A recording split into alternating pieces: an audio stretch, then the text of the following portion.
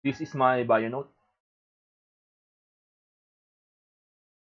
This discusses some of my qualification to create the content I am discussing in this subject. I'm Dr. Edwin R. Arboleda. I'm a graduate of Doctor of Engineering. I'm also a registered electronics engineer, and I have been with Cavite State University since 2001 as a faculty member. I teach electronics and communications engineering subject. I have a number of publications in Scopus Index journals and Scopus Index conference proceedings.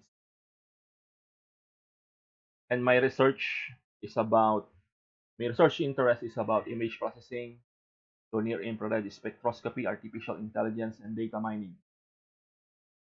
You may reach me at this email address